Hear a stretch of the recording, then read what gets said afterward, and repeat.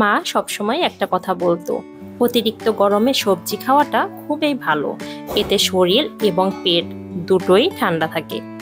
আর এই গরমে দেখবেন অন্য কিছু খেতে খুব একটা ভালো লাগে না, সবজি খেতেই সব থেকে বেশি ভালো লাগে। আর মা সবসময় চৈত্র বৈশাখ মাসে এই সবজিটাই বেশি রান্না করতো। এটা আমাদের এলাকায় নিরামিষ সবজিও বলে, আবার পাঁচনও বলা হয়ে থাকে। বিশেষ করে পহেলা বৈশাখের দিন এই সবজিটা সব ঘরে ঘরে রান্না হয়ে থাকে। তো সেই রেসিপি আমি আপনাদের সাথে শেয়ার করব। প্যানে দিয়েছি পরিমাণ মতো তেল, আর এই তেল যখন গরম হয়ে যাবে তখন দিয়ে দিচ্ছি পাঁচফোড়ন, শুকনা মরিচ, 3-4টা এলাচ এবং তেজপাতা।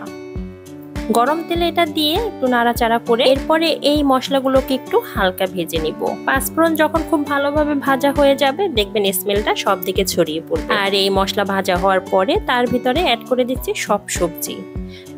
এই সবজিতে কিন্তু অনেক সময় কাঁঠালও অ্যাড করে থাকে, কিন্তু আমি কাঁঠালটা খুঁজে পাইনি বিধায় এখানে আমি কোনো কাঁঠাল ব্যবহার করিনি। আপনারা পেয়ে থাকলে অবশ্যই কাঁঠাল দিয়ে দিতে পারেন। আমরা যে কাঁঠাল দিয়ে এঁচড় রান্না করি ওই কাঁঠালটাই ব্যবহার করবেন। এই সবজি যখন আমার মা বাড়িতে বসে রান্না করতো বলতো একটা কাঁঠাল গাছ থেকে পেড়ে নিয়ে আসো। আর আমাদের বাড়িতে তো প্রচুর কাঁঠাল হয়, এই জন্য খুঁজে পাওয়াটা খুব একটা সহজ ছিল। দিয়ে দিয়েছি পরিমাণ মতো হলুদ এবং লবণ। এরপরে আমরা এই সবজিটাকে খুব ভালোভাবে ভেজে নেব। আর এই সবজির ভিতরে কিন্তু কোনো জল অ্যাড করব না, ভাজতে ভাজতে যে জল বের হবে ওই জল থেকে সবজিটা সিদ্ধ হয়ে যাবে। একটু হালকা নাড়াচাড়া করে ঢেকে রেখে দিব 4-5 মিনিটের জন্য। 4-5 মিনিট পর ঢাকনা তুলে সবজিটা একটু নাড়াচাড়া করে নিচ্ছি। মিষ্টি কুমড়া এবং মিষ্টি আলু কিন্তু অনেকটাই সিদ্ধ হয়ে গিয়েছে। এরপরে এর ভিতরে অ্যাড করে দিচ্ছি কাঁচামরিচ। সবজিটাকে একটু নাড়াচাড়া করে আবার কিছুক্ষণের জন্য ঢেকে রেখে দিচ্ছি। সবজি কিন্তু প্রায় সবই সিদ্ধ হয়ে গিয়েছে আর খুব সুন্দর একটা কালার হয়েছে। আর এই সবজি রান্না করতে কিন্তু খুব একটা সময় লাগে না। এই তো প্রায় কিন্তু সবজি হয়ে গিয়েছে। এখন একটু গরম মশলা অ্যাড করে দিচ্ছি।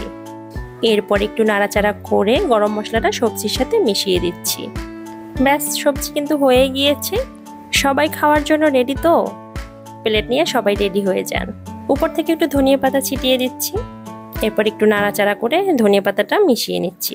আমি কিন্তু কোনো চিনি ব্যবহার করিনি, কারণ হচ্ছে এখানে যেহেতু মিষ্টি আলু ব্যবহার করেছি এক্সট্রা কোনো চিনি দিতে হবে না। এখন এই সবজিটাকে চুলা থেকে নামিয়ে নিচ্ছি। অনেক সুন্দর হয়েছে দেখতে, আর খেতেও কিন্তু অসাধারণ হয়েছিল। এই রেসিপিটা বাসায় কিন্তু একবার ট্রাই করতে পারেন, রুটি অথবা ভাতের সাথে অনেক মজা লাগে। আর দেরি কেন, আজকে তৈরি করে নিন গরম গরম সবজি। আর এই সবজিটা আমার মায়ের হাতে তো খেতে অসাধারণ হতো।